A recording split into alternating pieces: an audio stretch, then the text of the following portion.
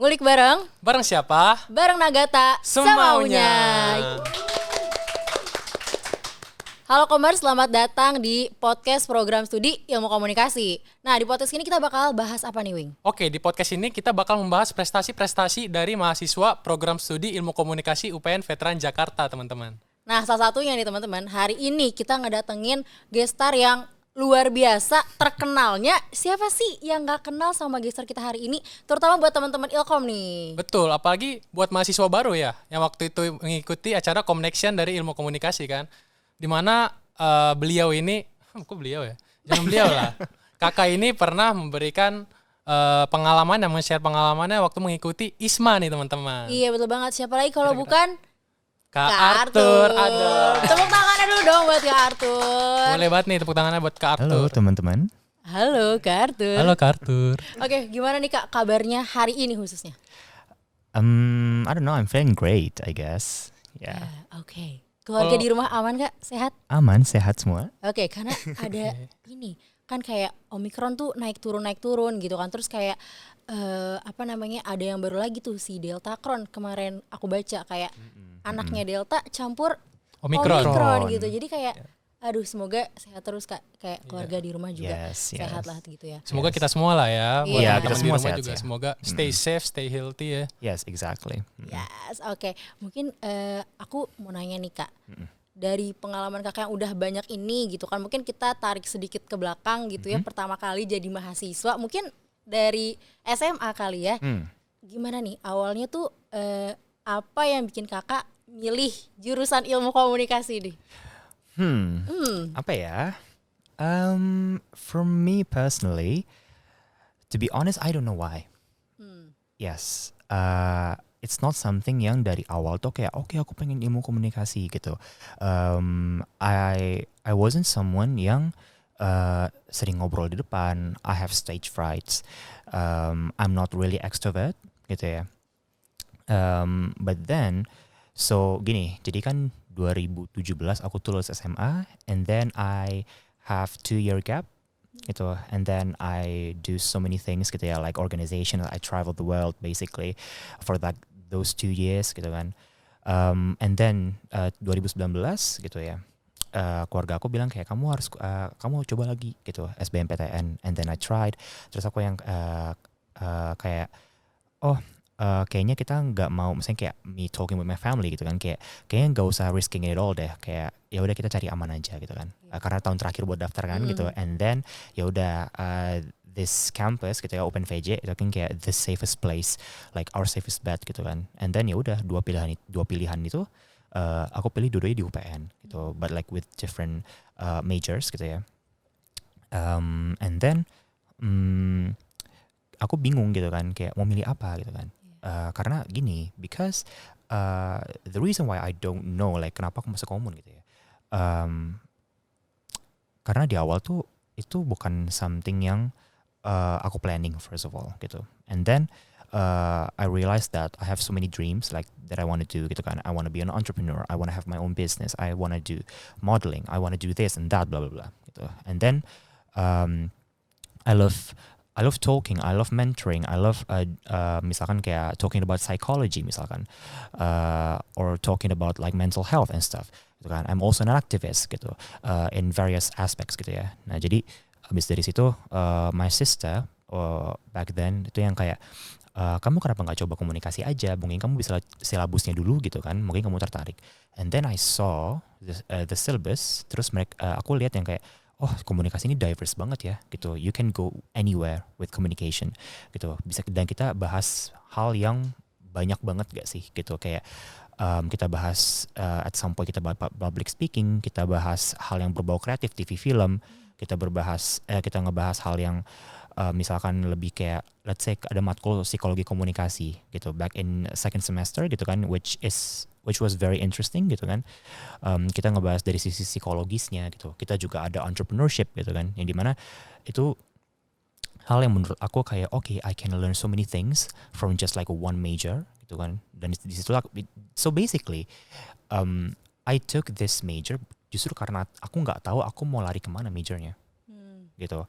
And then I delved in gitu, and then it's not maksudnya gimana ya, kayak itu bukan something yang pas aku masuk kayak okay, this is my place gitu kan.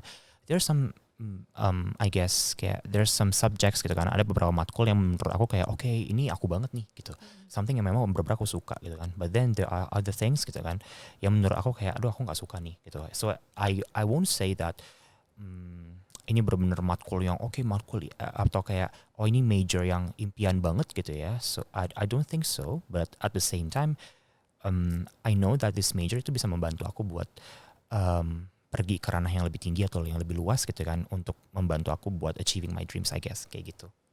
Iya, tapi setelah aku masuk komunikasi juga nggak bisa dibilang kayak suka semua matkul gitu juga sih Kak. Kayak tadi aku kayak tertarik sama psikologi komunikasi, tapi di sisi lain kayak ada yang kayak sampai ini bukan aku banget kayak gitu. Gitu kan. Jadi kayak mungkin nggak sepenuhnya dibilang ya kayak nyaman banget juga enggak, tapi ada yang bikin nyaman gitu kali ya kakak juga. Yes, exactly gitu kan. And kita juga bisa lihat dari dosennya misalkan kayak ada dosen yang benar-benar sangat mengakomodasi gitu kan. Kayak let's say kalau kalian tahu Kak Oya, Kak Ruth gitu ya. Yang mereka berdua itu memang dosen dosen kesayangan aku tuh mereka berdua gitu ya. Mereka benar-benar mengakomodasi aku gitu kan. One thing yang menurut aku very interesting from them, so back in second semester kan pertama kali aku dapet mereka berdua gitu ya. And then I told them about my difficulties in making my assignments in Indonesian gitu kan, karena aku harus bener-bener mikir banget gitu kan. I used to write in English gitu kan, so I told them that gitu kan. And then I asked gitu, kayak Kak kalau misalkan aku bikin tugasnya pakai bahasa Inggris boleh nggak gitu ya. And then they said yeah sure why not gitu kan, kenapa nggak gitu. And then throughout the whole semester itu aku bikin tugas mereka pakai bahasa Inggris, which helped me a lot of times gitu. So I guess your environment gitu kan, baik itu dosennya atau gimana misalkan di kelas itu penyampaian matkulnya seperti apa atau anak-anaknya juga seperti apa gitu ya, itu benar-benar membantu banget sih buat kita kayak okay, I guess I'm comfortable here gitu, aku nyaman di sini gitu. Tapi kan ada juga dosen-dosen yang menurut kita mungkin agak bikin kita nggak nyaman atau mungkin memang nggak cocok sama kita cara ngajarnya gitu kan. So I guess it all depends, it's very situational, sangat situational gitu loh. Oke, mungkin balik ke Isma kali ya. Iya. Oke. Oke, kan berbicara tentang prestasi nih. Podcast ini sebenarnya lebih ke arah prestasi ya. Nah, prestasi dari kakak ini kan yang kita semua tahu ya, adalah ISMA Kak. Nah, di ISMA ini kenapa kakak bisa tertarik dengan program ISMA? Awal-awalnya tuh gimana, boleh nggak Kak diceritain sedikit-sedikit? So basically 2021 bulan April Mei ya, aku agak lupa.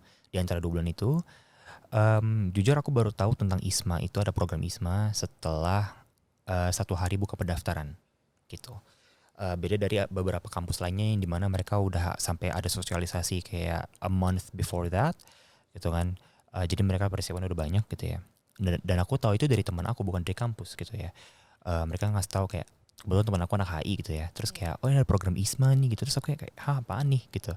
And then they told me gitu kan kayak oke, ini programnya segini-gini. Terus aku yang kayak wah gila, menarik banget gitu ya. I won't say that I'm interested because of the traveling part gitu kan, karena itu keluar negeri. I won't say that I'm interested because of that only gitu kan, but also kayak okay, I finally can learn like academically gitu ya. Gimana sih secara akademis tuh di sana tuh kayak gimana gitu kan, baik dari sistem pembelajarannya, sistem edukasinya, orang-orangnya seperti apa kalau menanggapi hal-hal yang berbau akademis gitu ya. That's very interesting to me. But then aku tuh kayak daftar nggak ya gitu, kayak mau nggak ya daftar, dan aku tuh waktu itu masih belum dapat encouragement dari banyak orang gitu kan, karena aku juga belum ngasih tahu gitu ya. And then aku coba kasih tahu, terus semua orang bilang kayak udah daftar aja, kenapa nggak daftar sih, coba aja gitu kan. And then the final push itu dari my mom yang bilang kayak kapan lagi gitu. And then ya udah, jadi kita waktu itu punya waktu 10 hari sebelum 10 hari pendaftaran. Terus aku 4 hari sebelum tutup aku baru decide untuk daftar gitu. Jadi kayak aku hanya punya waktu 4 hari untuk mempersiapkan semuanya gitu. Dan sebenarnya kalau dibilang modalku apa sih ikut ISMA, sebenarnya modal iseng. Karena gak ada persiapan apa-apa gitu. Oke, aku decide untuk daftar. Terus kayak aku IELTS dan TOEFL aku udah mati. Jadi aku bingung kan kayak, aku harus ngambil apa nih? And then Duolingo bisa gitu kan. Terus aku baru yang kayak oke, waktunya 2 hari untuk keluar hasilnya gitu kan. Oke, hari ketiga sebelum 3 hari sebelum tutup itu besoknya aku baru yang kayak oke. Jadi kan di Duolingo itu di websitenya ada semacam tombol buat kita bisa praktis gitu ya.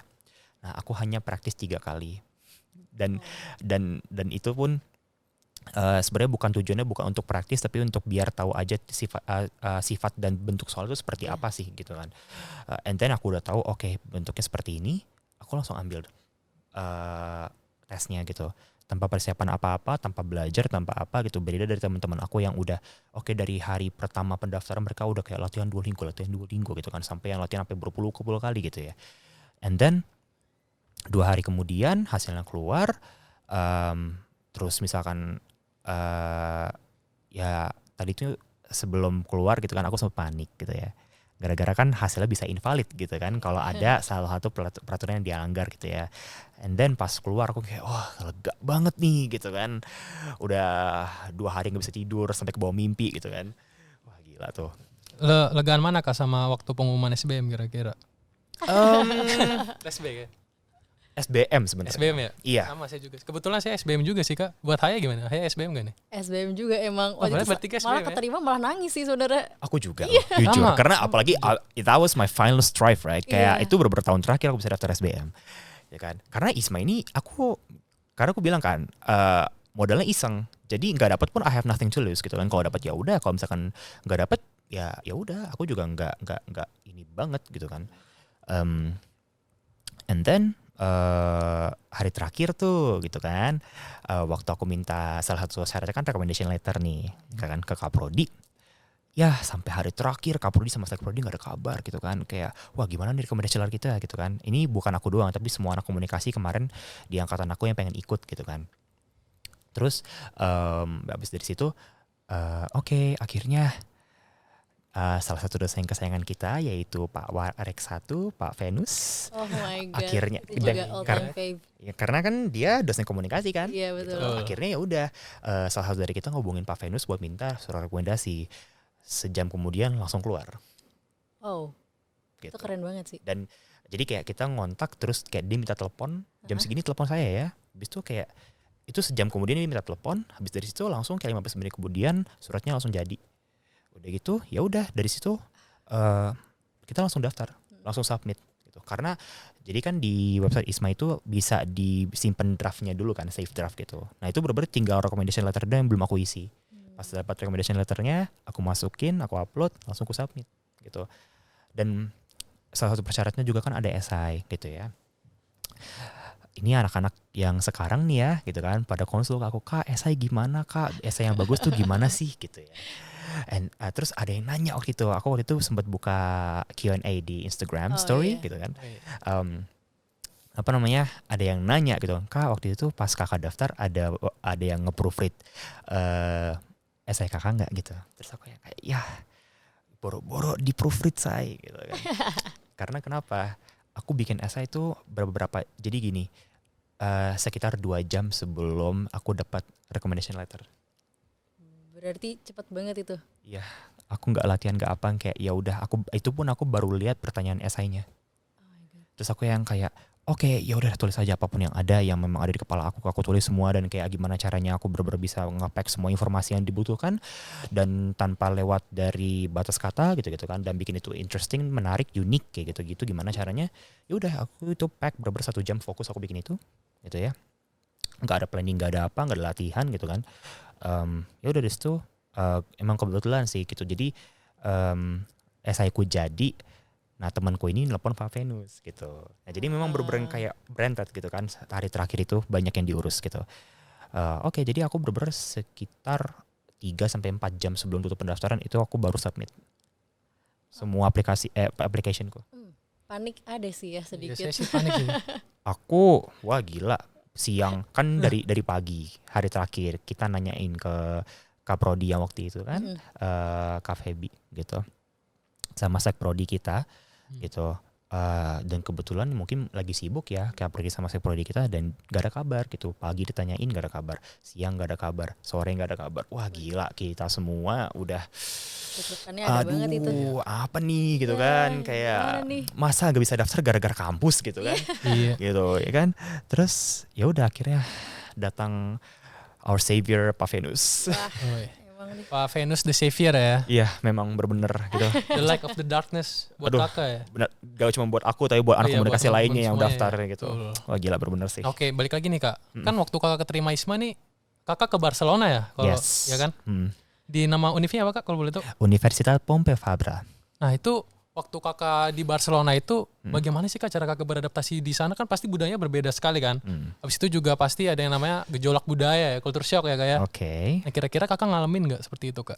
To be honest no.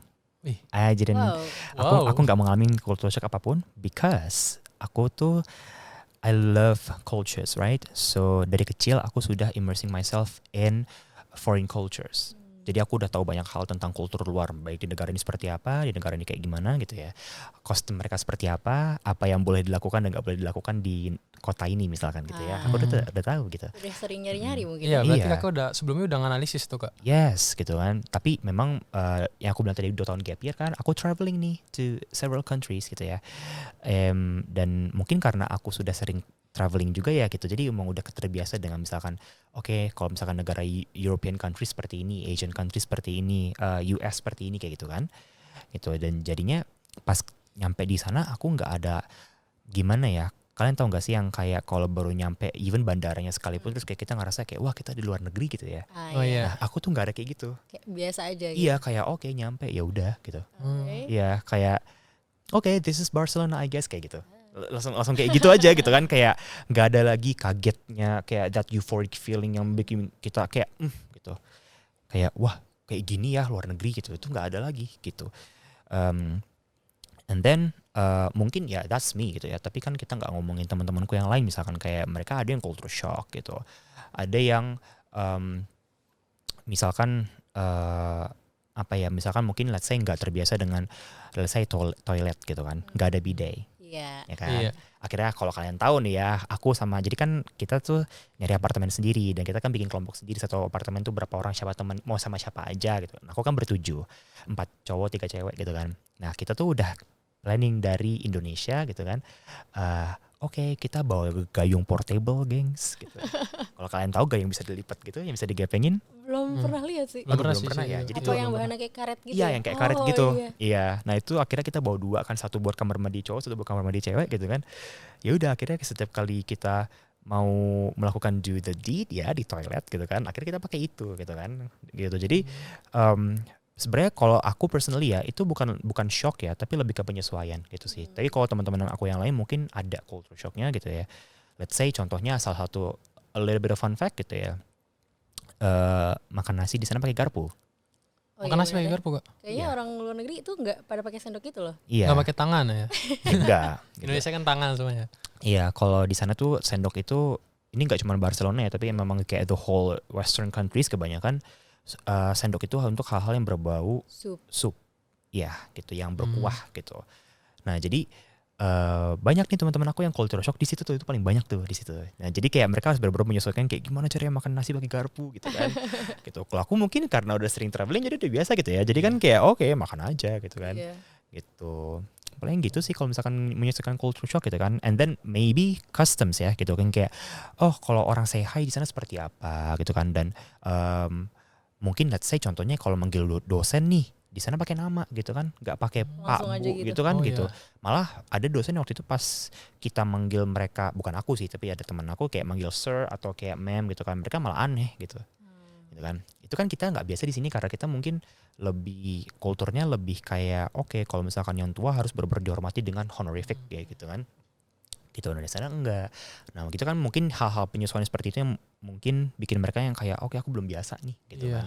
Kalau dari kan kakak tinggalnya bareng sama teman kakak juga nih kan. Mungkin lihat gitu yang kayak culture shocknya tuh paling kayak aduh sampai kayak gimana sih kak kalau yang kayak parah gitu. Kebetulan kalau di kelompok aku ya di housing aku tuh nggak ada yang sampai kayak gitu banget tuh, nggak ada. Mungkin lebih ke kaget aja gitu ya. Lebih kayak oh kayak gini nih kayak gitu sih. Kalau yang sampai parah banget, yang sampai bikin sampai banget gitu, menurut aku sih nggak ada ya kalau di kelompok kita, maksudnya kalau di grup kita ber-25 ke Barcelona sih gitu. Tapi kalau ke yang negara-negara lain aku nggak tahu ya gitu, karena aku nggak tahu pengalaman mereka seperti apa kayak gitu. Nah di kampus ini mungkin bisa diceritain nih Kak, belajarnya apa aja gitu, mungkin secara umum aja kali ya, belajar apa aja gitu. So I took 4 courses ya, maybe like I can find it on my, okay, ini ada nih. Okay, so I took 4 courses. I hope y'all are interested or maybe open-minded, I guess gitu ya. Jadi yang pertama ada Cinematic Creativity in Spain, Authorship, Industry, and Politics. Itu nama matkulnya. Yang keren banget itu namanya. Ya, jadi basically kita Keren ya? jadi basically kita belajar tentang the cinematic world, dunia perfilman, dunia sinematik itu di Spanyol. Gitu, baik di Barcelona atau di Spainnya secara general gitu kan. Tapi belajarnya dari various perspektif, dari perspektif yang banyak banget gitu, dari politiknya seperti apa, dari proses pembuatannya seperti apa, dari history-nya kayak gimana, terus kayak maybe in the future how it affects the longevity of the world of Spain cinema kayak gitu kan.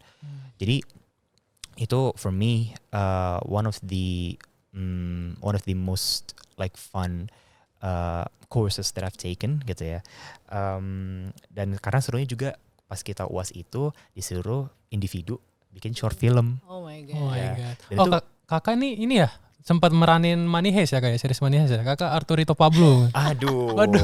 Bukan dong Wing. Tapi lucunya aku waktu ke Madrid ngefoto nih gitu kan, spot-spot buat apa tuh namanya syutingnya Money Heist. Ah ya. Oh Iya. betul kan berarti kakak Kayak di berkecimpung ikut ya. kayak di Banco de España Madrid, terus kayak di Cines Callao, nah itu aku foto tuh, aku foto-foto juga di situ kan, itu seru banget deh gitu. Ketemu di profesor dong ya. Aduh, enggak sih kayaknya, enggak. Enggak dong, enggak ketemu dong. Mm-mm. Terus apa lagi tuh Kak? Terus itu baru satu ya. Iya. Terus yang kedua ada Collectivity Revolution Building a Global Community. Nah, ini salah satu matkul yang menurut aku kayak kita nih udah halfway through the course gitu ya. And then kayak bukan kita doang nih para anak-anak ISMA, tapi kayak juga kayak the whole class, anak-anak internasional lainnya, anak lokal juga yang kayak sebenarnya kita tuh fokus belajarnya kemana sih? Oh kayak kurang terfokus gitu. Iya, karena yang dibahas banyak banget gitu. Tapi basically ya, topiknya lebih ke kita tuh studying about like how humans as a collective, ngerti nggak ya, kayak manusia sebagai satu kolektif gitu ya, baik itu dalam bentuk let's say kita sebagai sebuah masyarakat atau kita sebagai sebuah organisasi misalkan, atau sebuah kelompok, mungkin grup bermain, grup belajar kayak gitu ya. Nah itu tuh kayak how humans as a collective gitu kan, itu sustaining the society gitu loh. Kayak learning misalkan their behaviors kalau di kelompok seperti apa, terus misalkan kayak how it affects the sustainability, longevity, kayak kelangsungan hidup manusia itu seperti apa gitu kan.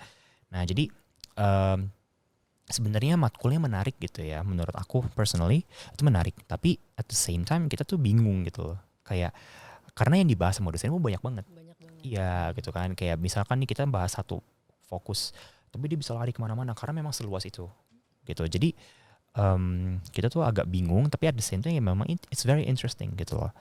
Nah itu yang kedua. Nah yang ketiga itu ada Ethics in a Globalization and Sustainability Context. Ini matkul yang bikin aku stres. Oh ini mungkin matkul-matkul sulit ya? Iya ini Sebenarnya bukan stres karena matkulnya, tapi Oh. karena dosennya. Oh, itu gitu. lebih Iya, itu. lebih agak parah ya. Iya, Iya gitu. sih. Karena dosennya gini, sebenarnya dia ya fine I guess gitu kan, tapi cara ngajar dia itu dia memang, jadi kelas ini kan very berbasis debat ya gitu, which I don't like debates. Wah, Gitu. sama kayak kita berarti. Iya, nah jadi kalau misalkan kayak dikonfront untuk jawab kan kita kayak gitu kan, atmosfernya langsung intens banget di kelas gitu kan. But then she said usually something yang agak bikin kita kayak gitu loh, bikin kita kayak kaget gitu, shock, did she just say that gitu kan, bikin kita itu agak-agak controversial gitu loh, oh, gitu kan. Nah jadi the atmosphere make me uncomfortable, and then aku sering anxiety itu di situ. Jadi kayak setiap kelas dia aku anxiety attack. Jadi karena aku harus keluar kelas, karena aku pernah keluar kelas cuma buat nangis, buat ngeluarin, karena kalau enggak aku nggak tenang di kelas. Tapi gini, secara matkul ya itu sebenarnya menarik banget.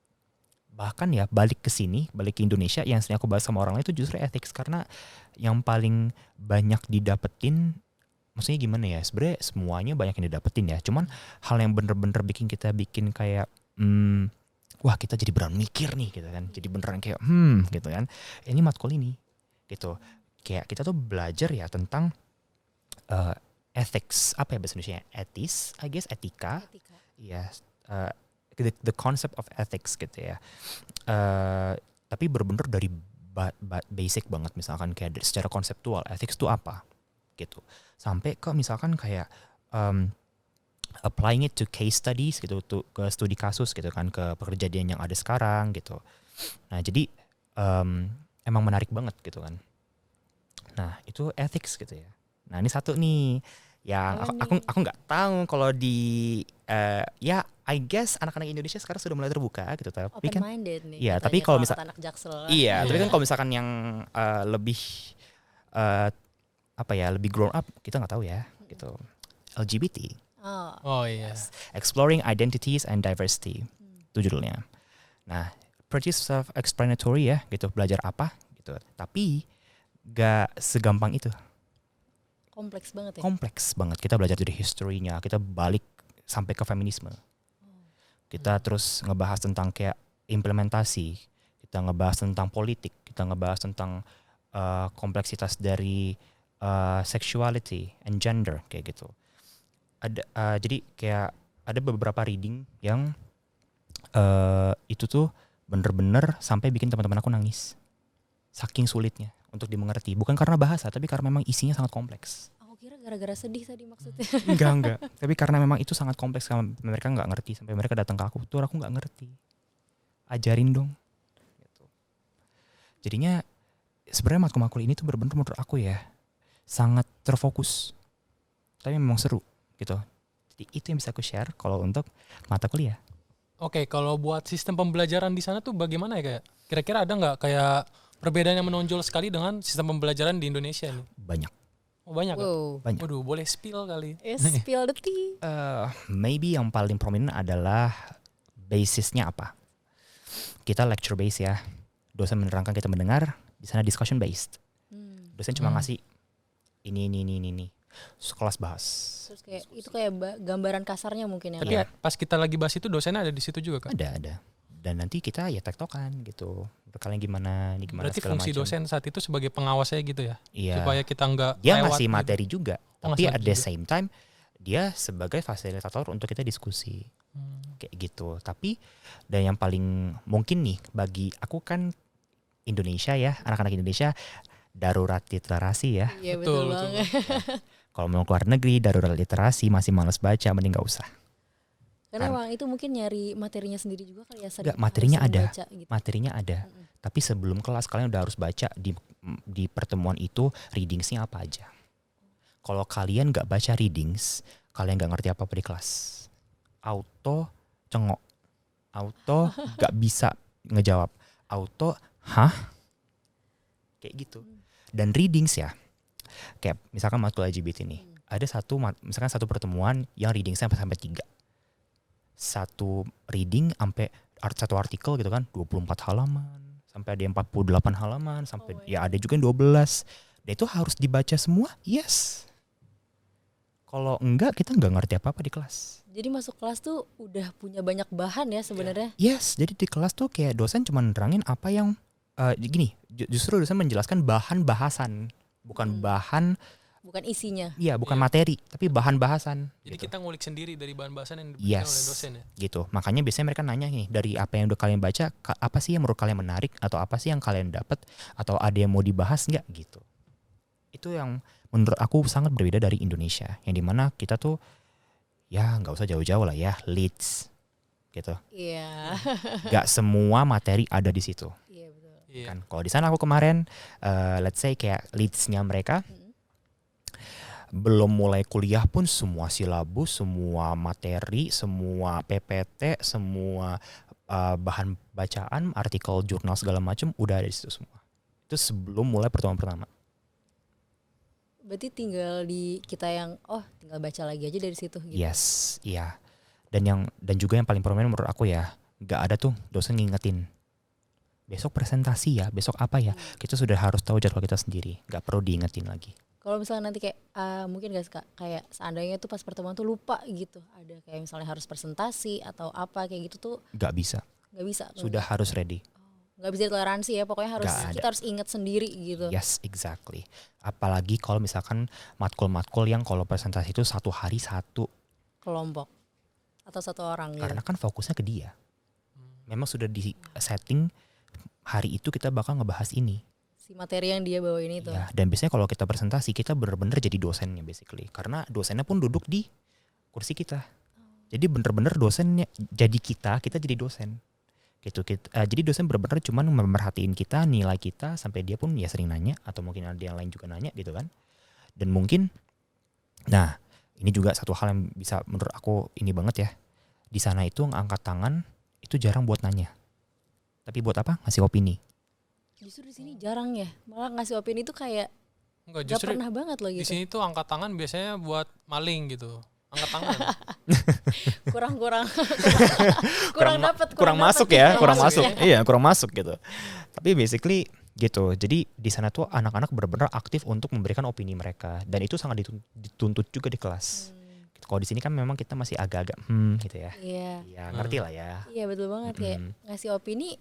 Menurutku aku sampai sekarang kayaknya jarang banget deh, kayak bisa dihitung kayak cuma 1-2 kali ngelihat yang nyampein pendapat gitu loh. Iya, Iya. biasanya juga yang itu doang mahasiswanya. Kalau Iya di kan? kelas saya pribadi ya. Makanya aku pun di sini ya, aku cuma di kelas Kak Oya sama Kak Ruth doang yang berani tuh buat ngasih opini. Karena yang dosen lain aku nggak tahu nih kalau aku nyampein opini reaksi mereka seperti apa. Oh, Mungkin betul itu banget. anak-anak di sini ya di Indonesia yang banyak takutnya seperti itu. Tapi ini salah satunya ya, aku Betul, nggak betul. tahu Rirat. gitu. Kalau di sana kan memang semua dosen terbuka ya, yang kayak oke, apapun itu iniin, mau ada yang nggak setuju, mau ada yang kontroversial apapun itu fine. Karena kita tahu at the end of the day itu cuma diskusi.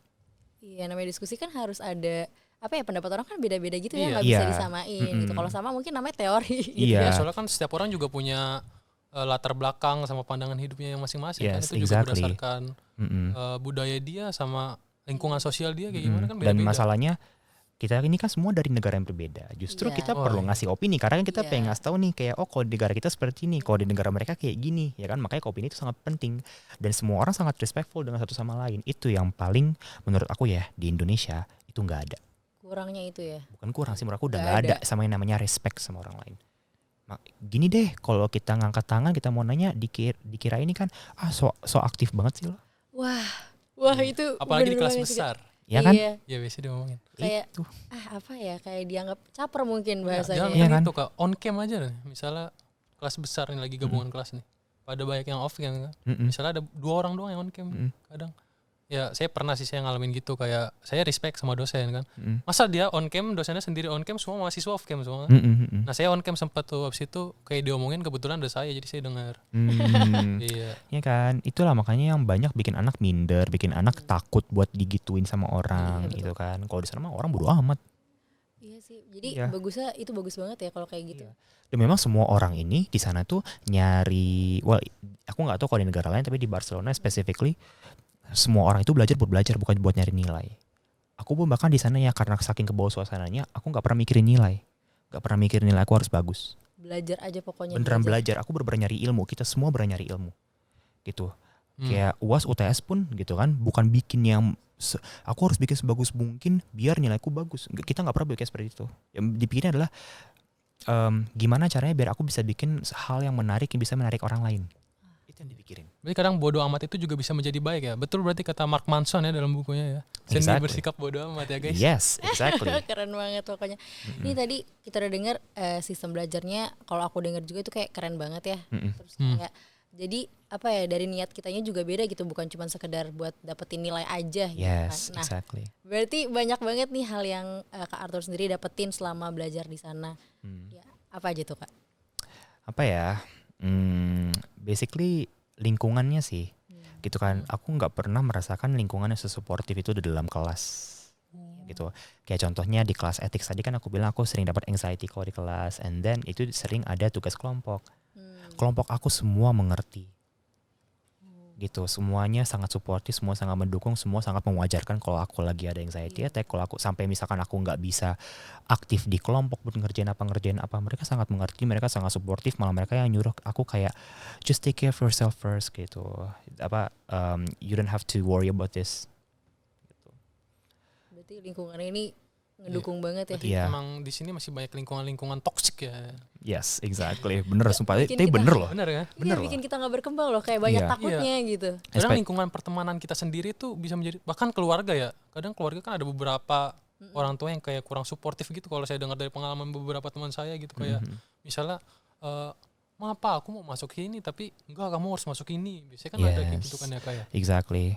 Aku sih beruntungnya ya, aku milih komunikasi ini juga karena semua keluarga aku Dukung. iya, maksudnya kayak mereka tuh membebaskan aku asalkan aku bisa bertanggung jawab terhadap apa yang aku ambil gitu kan. Karena mereka juga nggak mau kalau misalkan paksaan mereka, ntar kalau aku nggak niat putus di tengah jalan ngapain? Iya. Nah, Ya kan iya. sangat sia-sia nanti gitu. Jadi mereka benar-benar pengen aku masuk hal yang memang aku sangat niat gitu kan. Makanya kita sampai satu keluarga tuh ngerembukin aku tuh bagusnya ngambil apa ya gitu, yang sesuai sama minat aku tuh apa, kayak gitu. Oke nih Kak, saya pengen nanya lagi nih. Ada nggak sih Kak pengalaman paling berkesan saat Kakak mengalami program ISMA? Pengalaman paling berkesan menurut aku justru bukan di bidang akademik ya, tapi lebih ke non akademik. Tapi yang paling penting menurut aku adalah mempelajari kultur. Yes, kayak dengan gini, aku personally I love to travel, but I wanna be a traveler, not a tourist. Aku nggak mau jadi turis, makanya aku nggak mau ngunjungin tempat terus kayak cuma 2-3 hari, yang penting checklist. Aku Iya. pernah kesini terus kayak udah. Karena being a tourist nggak ada bisa kita pelajarin, ya kan? Kita cuma ngunjungin the landmarks, tempat-tempat iconic places gitu kan, terus kayak udah pulang. Nggak ada yang bisa kita pelajari, misalkan dari orang yang seperti apa, kulturnya kayak gimana, gitu kan, kebiasaan mereka kayak gimana, kayak gitu kan, itu nggak ada, gitu. Jadi menurut aku jadi turis tuh nggak enak karena semuanya serba terburu-buru gitu kan, gitu. Makanya di sana aku pun juga kebetulan kan aku visanya Schengen ya gitu, jadi bisa ke negara-negara lain di Eropa gitu kan. Tapi aku personally aku nggak emang sudah planning gitu kan, aku nggak mau keluar Spain gitu, karena aku juga ada beberapa kali kan gitu kan ke negara-negara lainnya gitu. Jadi ya udah aku pengen fokus di Spain, aku bener-bener pengen explore the entirety of Spain gitu ya. Jadi makanya aku banyak jalan-jalan tuh justru kayak ke Madrid, aku ke kota-kota di Catalonia lainnya, misalkan kayak Badalona, ke Sitges, ke Sant Cugat kayak gitu kan, ke tempat-tempat yang seperti itu gitu loh. Jadi aku pengen lihat Catalonia sebagai bagian dari Spain tuh seperti apa sih kayak gitu. Berarti perjalanannya ini meaningful banget, gak cuma sekedar Sekedar lihat-lihat staycation ya. Yes, Nggak sekedar exactly. buat instastory. Iya. Yes, exactly gitu. Makanya jadi kalau waktu itu kan teman-teman aku yang follow aku gitu kan di story, kalau mereka nggak ngepost, misalkan aku nggak ngepost nih sehari gitu kan, terus mereka nanya aku nggak post gitu kan, terus aku yang kayak aku nggak mau immerse myself in ngambil foto terus post doang gitu kan. Jadi memang aku ada beberapa hari di mana aku post frequent gitu kan, tapi ada juga di mana hari aku pengen aku istirahat, ngepost, aku pengen benar-benar immerse myself in my experience in the city kayak gitu. Nah, mungkin ini jadi pertanyaan terakhir ya Kak. Mm-mm. Ada nggak sih pesan buat commerce di rumah nih yang mau daftar ISMA? Ya kalau bisa ada tipsnya juga nih, boleh banget nih Kak. Dari Kakak ya. I don't know what to give ya, I guess. Karena udah banyak juga anak-anak komun yang nanya ke aku gitu kan tentang ISMA. I guess just good luck, I guess, if you wanna ya kalau misalkan pengen daftar ISMA gitu ya. Dan juga jangan terlalu banyak yang dipikirin, jangan disetresin gitu kan. Just do it, just be yourself, cukup gitu ya. Jangan terlalu banyak muluk-muluk juga gitu. Just be yourself, it's fine. Kayak udah cukup itu gitu loh kan. And if you wanna, I don't know, maybe do a little bit of consultation gitu kan, I guess if you wanna come to me gitu kan, that's fine, I guess you can do that kayak gitu. Just I think that's all kalau misalkan buat pesan buat anak-anak commerce gitu ya. Idi. Tuh guys, teman-teman. Tuh, teman-teman Kartu ya. ini tuh terbuka banget loh buat teman-teman yang mau Iya. daftar ya. Buat yang pengen sharing lagi. Pengen minta di-sharingin ya sama Kak Arthur, boleh banget nih. Misalnya pengen tips yang lebih mendalam gitu kan. Kalau ini kan kayak umumnya doang nih. Kayak tadi Kak Arthur iseng-iseng doang ternyata masuk loh. Jadi ini Kali nggak aja ada yang mau menutup, coba-coba juga. iya nggak menutup kemungkinan buat teman-teman Yes, semua ya. Exactly. Iya. Kalau misalkan pengen konsul tentang esai, tentang interview. Aku harus milih host uni apa sih, mau ke negara mana? You can, come to me. Just let me know. Kayak gitu. Iya. Terakhir Jadi- banget nih. Iya, terakhir mulu nih. Iya. Ngomong Soalnya- terakhir ya ini Kak. Ini nyaman. Iya. Ini soalnya Terakhir nyaman banget di sih, sini. terakhir banget. Mungkin Oh, ada enak ya. ini closing statement dari Kak Arthur sendiri Ya, buat mungkin bahasa Spanyol boleh Kak. Enggak. I'm not that well in Spanish. Okay. tapi bisa gak? Ya, Dia just bisa a nggak? little bit, yang basic aja. Kalau buat survive di sana, gitu. Coba Guten Kak, Morgen, Guten Morgen. apa itu? Iya, German. Oh, Jerman ya, Kak? German. Apa ya? Aloha ya Kak? Hola. Oh iya, Hola. Agak aloha tuh. Hola, ¿qué Kalau apa tal? kabar gimana Kak? ¿Qué tal? Hah? Itu yang versi tidak baku, versi kayak kita, oh ya apa kabar? Sama teman gitu ya? Iya. Kalau sama dosen gitu beda lagi berarti? Enggak sih, you just tetep like kalau misalkan kayak ada komestas gitu kan, itu lebih hal yang lebih baku sih. Gitu. Tapi orang paling sering ngomongnya ketal. Tapi enggak, itu kan berarti termasuknya enggak terlalu bisa gitu ya Kak bahasa Spanyol gitu. Itu fine gak apa gitu. Fine. I mean, I guess at least bisa basicnya aja. Gitu kan. Sebenarnya gini, bukan harus fasih, enggak. Banyak kok di sana yang sama sekali nggak pernah nyentuh Spanish gitu kan. Cuman at least bisa basicnya buat survive, itu sih yang paling penting. Buat sehari-hari aja kali ya, kayak Yes, belanja mungkin. Exactly. Kayak misalkan kayak tahu kalau lagi ditanya mau bayar pakai apa gitu kan. Efektivo, tarjeta gitu kan. Efektivo itu cash, tarjeta itu kartu gitu kan.